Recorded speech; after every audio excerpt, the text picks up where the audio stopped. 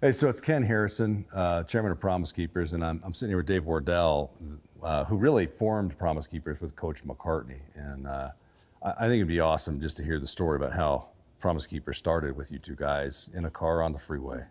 Really interesting. At that time, I was the state director for the Fellowship of Christian Athletes, and had asked Coach Mack, who'd just gotten to see you as the head football coach, to speak down in Pueblo, Colorado. So we traveled down, and it was a good trip. He gave a good message. But coming back, I'll never forget it, 11 o'clock at night on I-25, he turned and looked at me and he said, if you could do one thing, and money were not the issue, what would you do? And without even hesitation, I'd disciple men. I'd had a young couple, Jay and Marty Ortley, that were navigators, and they poured into my life. I'll never forget, Jay gave me a little nav pack. Here, he said, I want you to memorize this verse. When we meet next week, I'd like you to do it.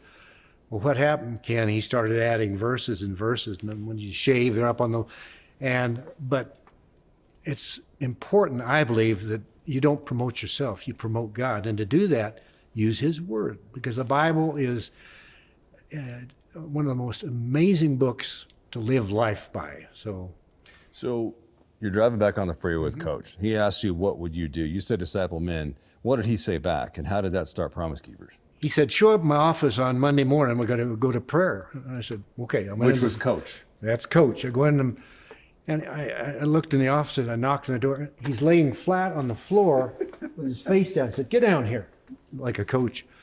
And we began to pray. And then when we got up, he said, do you know any other guys that are in ministry? I said, well, there's Chuck Lane and Dan Schaefer I've met with before. Bring them next week. So we knock on the door. I knew he'd be up. Here's 4 guys now on the floor praying. And the good part, none of us knew what we were doing. God did. And so it just launched, it exploded to the point of, it was difficult, but what a blessing. Always my blessing was to see men come down those aisles to receive Jesus Christ as their Savior and Lord. And so... Isn't that amazing how it's always the same story? When you look at the people who are really used to do great things for the kingdom, I don't mean the people who sold the most books or made the most money. I mean the people who are the giants of the faith. The one thing you see over and over, whether in church history or the Bible, is they never knew what they were doing. I mean, which is encouraging, so that should make me really successful.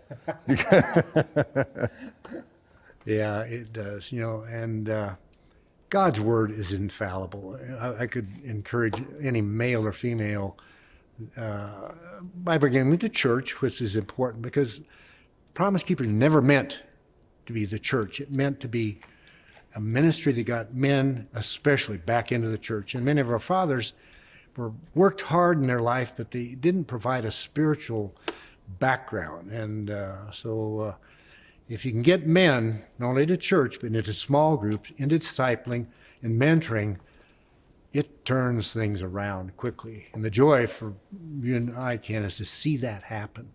You've got to be just elated to see what you've done with PK, and we call it Era 2 now, not the old geezers, but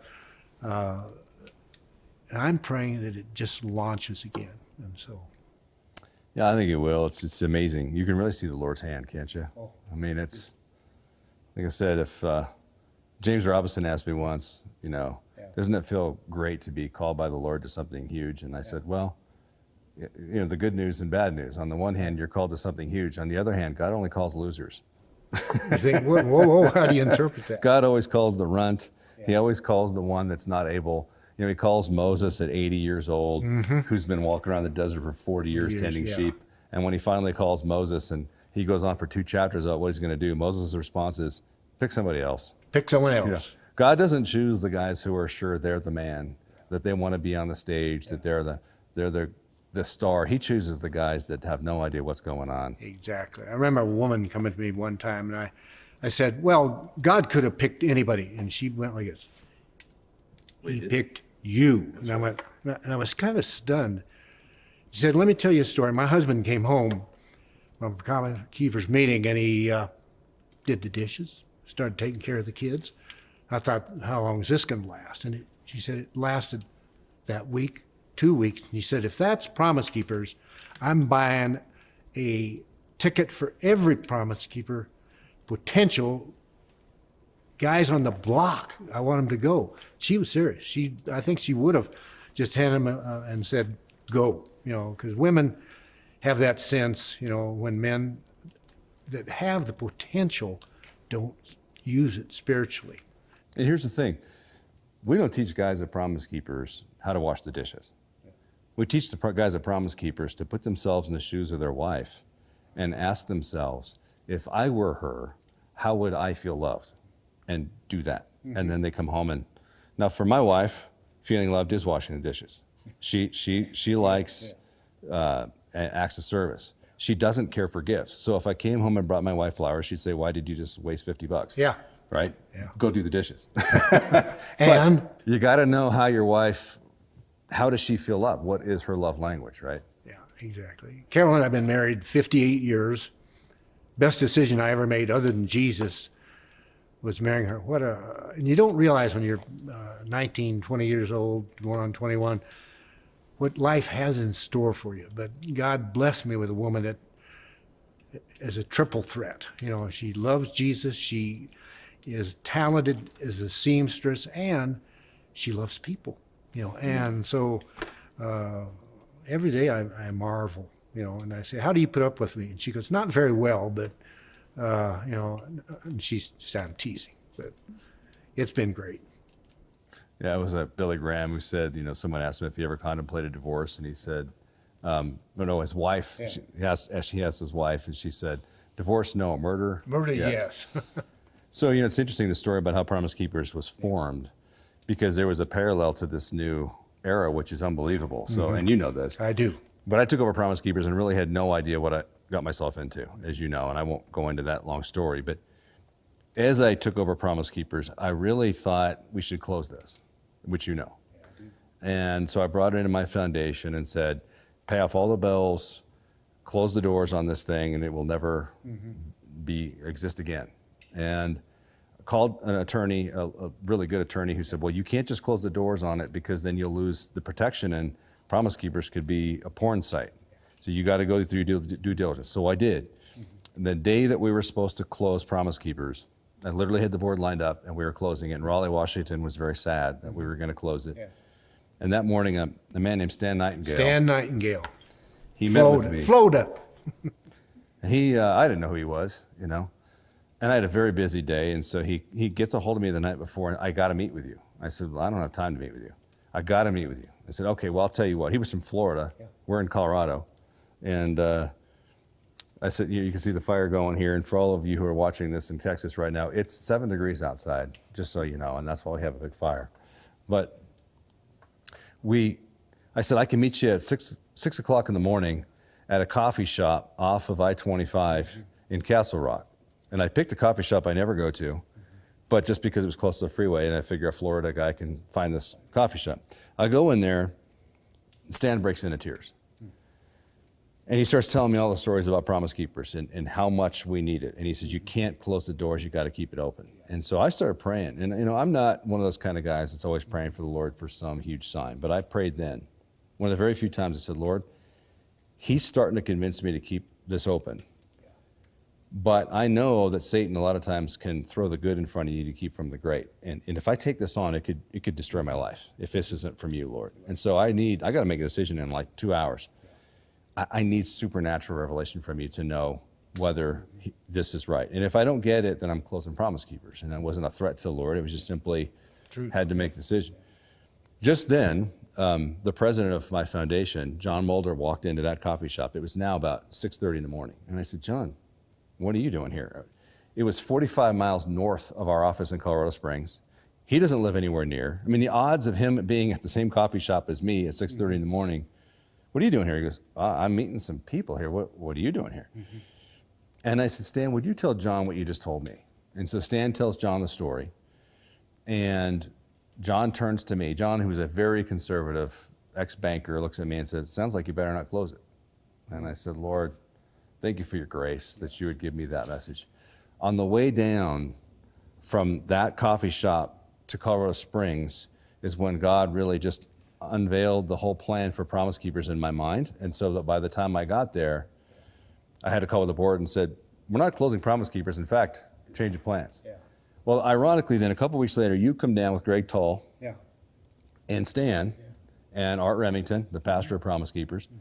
And you guys tell me the story that you just said about how you and Coach were on the freeway. It was the exact same stretch of freeway that I was on 30 years later, Wow. where the Lord said, we're going to relaunch this.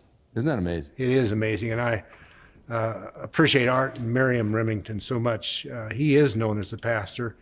He's invaluable to the ministry in that he knows so many people relationally. He loves them, he loves on them, and just two of my favorite people. If Art said, jump over this, I'd say, how high? You know, because people like that are rare in this life, that are relational, love Jesus, and are not in it for self-gain, but to see the kingdom advanced forcefully. Matthew 11:12, you know.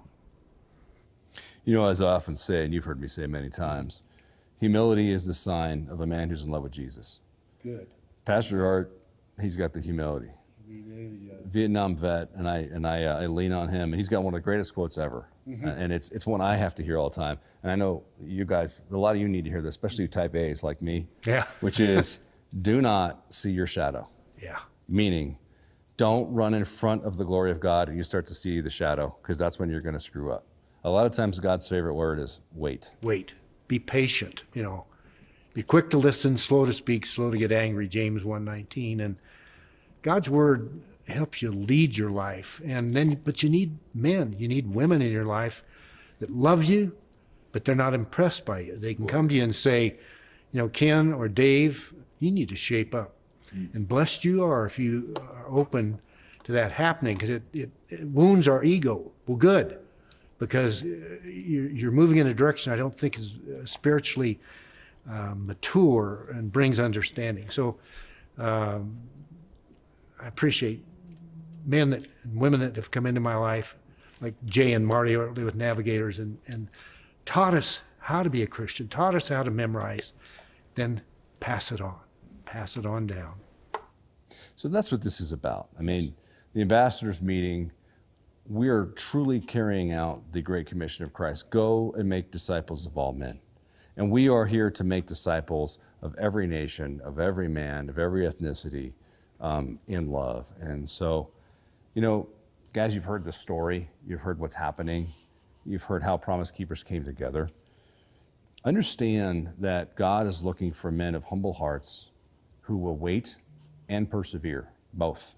And I'll tell you, those are two hard words, especially the wait one for me. I don't like the wait one. Well, I'm not a fan of persevere either. I just want everything now, like all of us do.